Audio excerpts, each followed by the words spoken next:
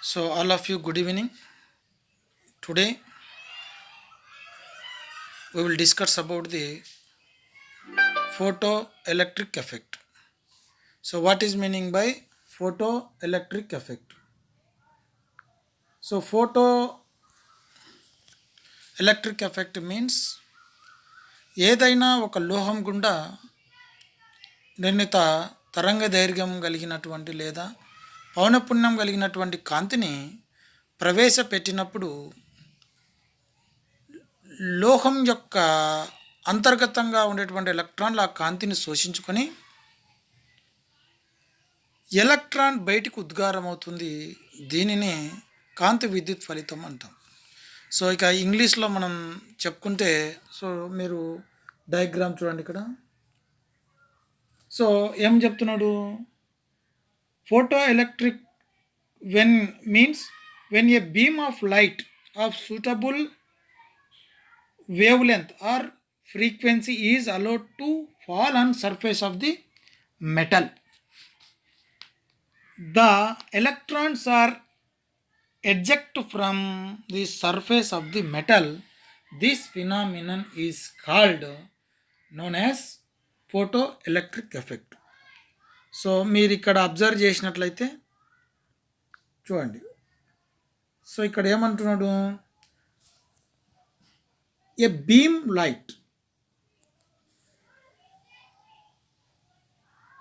of suitable wavelength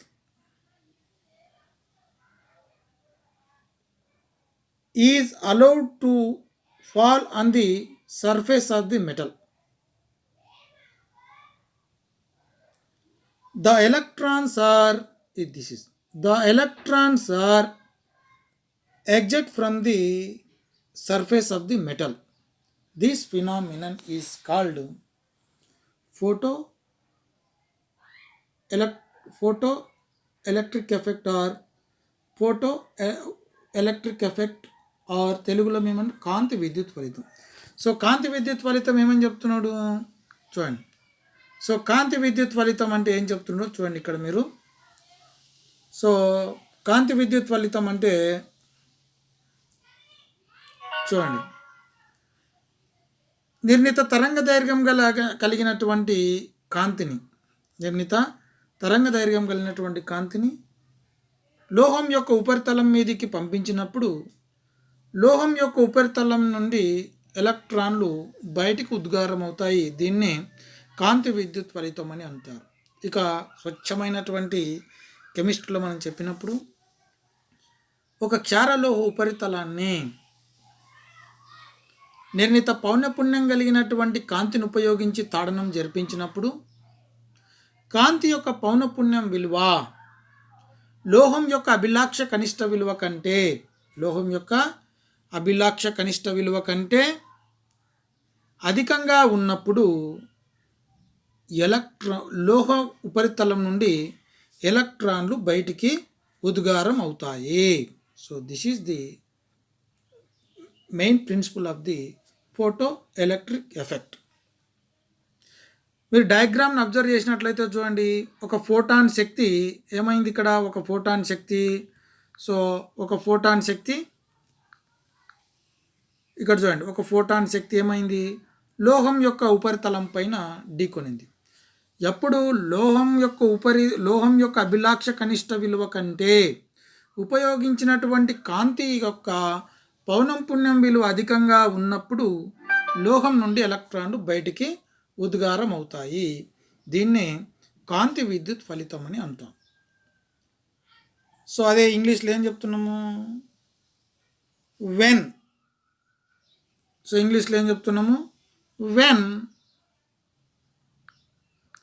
చూడండి, photo electric effect. When a beam of light of suitable wavelength or frequency is allowed to fall on the surface of the metal, the electrons are ejected from the surface of the metal. The phenomenon of emission of electrons is known as photoelectric effect. The Einstein was explain about the photoelectric effect. So ఈ Einstein అనేటటువంటి శాస్త్రవేత్త ద్వారా ఈ photo electric ఎఫెక్ట్ను మనం క్లుప్తంగా వివరించవచ్చు. ఎలా వివరించవచ్చు అంటే చూడండి, ఐన్స్టీన్ ఒక ప్రయోగాన్ని చేసినాడు. ఏంటి? ఫస్ట్ ఒక పసుపు రంగు కాంతిని ఉపయోగించి, అంటే తక్కువ తరంగ దైర్ఘ్యం కలిగినటువంటి కాంతిని ఉపయోగించి లోహం యొక్క ఉపరితలాన్ని తాడనం జరిపించడం జరిగింది. లోహం యొక్క ఉపరితలాన్ని తాడనం జరిపించడం జరిగింది. So observe the diagram. అయితే ఆ సమయంలో లోహం నుండి ఎలక్ట్రాన్లు బయటకు ఉద్గారం కాలేదు. Next was done another experiment. Is used the red light. So red లైట్ను ఉపయోగించి తాడనం జరిపినప్పుడు లోహ ఉపరితలం నుండి ఎలక్ట్రాన్లు బయటకు ఉద్గారమైనాయి. So what is the main difference between?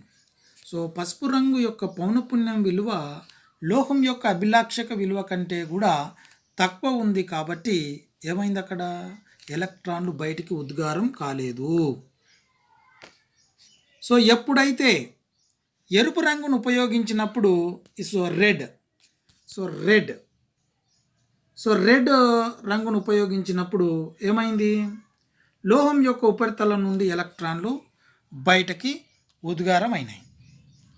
So ఎలక్ట్రాన్లు బయటకు ఉద్గారం కావడానికి కారణం ఏమిటంటే ఎరుపు రంగు యొక్క తరంగ దైర్ఘ్యం విలువ కానీ లేదా పౌనపున్యం విలువ లోహం యొక్క అభిలాక్ష కనిష్ట విలువ కంటే అధికంగా ఉంది. కాబట్టి లోహం నుండి ఎలక్ట్రాన్లు బయటకు ఉద్గారమైనాయి. అయితే ఐన్స్టీన్ ఉపయోగించినటువంటి ప్రయోగం ప్రకారం మొదట ఏం చేసినాడు? ఒక ఫోటాన్ శక్తిని ఉపయోగించి సో ఒక ఫోటాన్ శక్తిని డయాగ్రామ్ చూడండి. ఒక ఫోటాన్ శక్తిని ఉపయోగించి లోహం యొక్క ఉపరితలాన్ని ఢీకొనిచ్చినప్పుడు ఏమైంది? ఒక ఫోటాన్ శక్తికి సంబంధించినటువంటి ఎలక్ట్రాన్లు విడుదల కాలేదు అక్కడ. So what they are happening అంటే ఉపయోగించినటువంటి మొత్తం శక్తిలో కొంత శక్తి మాత్రమే ఎలక్ట్రాన్లు బయటికి రావడానికి ఉపయోగపడుతుంది. అందులో కొంత శక్తి ఏమైందని పరీక్షలు జరపడం జరిగింది. సో జరపడం తర్వాత ఏం జరిగింది? పరీక్షలు జరిపిన తర్వాత అంటే అతడు గమనించింది ఏమిటంటే ఒక ఫోటాన్ శక్తిని కనుక మనం ఉపయోగించినట్లయితే అందులో కొంత శక్తి కేంద్రకానికి మరియు ఎలక్ట్రాన్కు మధ్య ఉండేటటువంటి ఆకర్షణ శక్తిని విడగొట్టడానికి ఖర్చు అవుతుంది.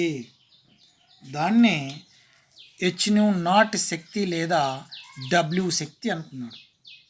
దాన్ని ఏమనుకున్నాడు? H0 లేదా W శక్తిగా భావించడం జరిగింది. So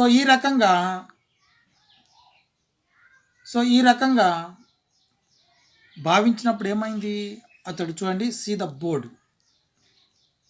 board first of all what you have write here.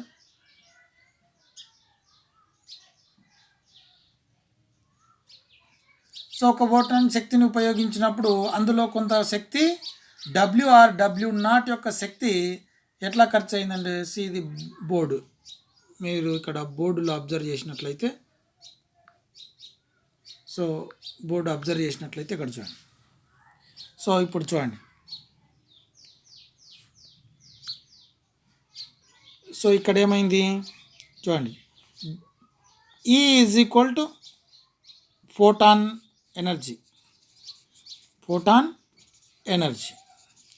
Then when photon energy of suitable wavelength of one photon energy is allowed to fall on the surface of the metal, what will be happen? So when we are using one photon energy, from that energy some energy are used for the destroyed of the attraction force between the electrons and neutrons. So electrons and protons. So కాబట్టి దాన్ని ఏమనుకున్నాడు? H0 అనుకున్నాడు. Then కొంత శక్తి విడుదలైనటువంటి శక్తిని ఏమంటున్నాడు? Kinetic energy. So kinetic energy కాబట్టి మనం ఏమంటున్నాం ఇక్కడ? So therefore kinetic energy కాబట్టి మనం ఎలా రాసుకుంటున్నాం ఇక్కడ? ఈని ఏమనుకున్నాం? ఒక ఫోటాన్ శక్తి is equal to h nu as per Planck quantum theory. So as per Planck quantum theory h nu is equal to h nu naught plus KE. అయితే kinetic energy, what you will write about kinetic energy? You can write kinetic energy as a, ఎట్లా రాస్తున్నాం? You can write as a kinetic energy ఈ KE is equal to half mv square. KE is equal to half mv square. So you can write then h nu is equal to h nu naught plus half mv square. Then you can write h nu minus h nu naught is equal to of mv square. This is known as photoelectric effect. This is known as photoelectric effect. That means in that h nu naught is equal to threshold energy, v is equal to mu is equal to frequency, v naught is equal to threshold value or threshold frequency. This is known as photoelectric effect. So thank you one and all. So tomorrow we will discuss about the de Broglie equation. So de Broglie equation. So thank you.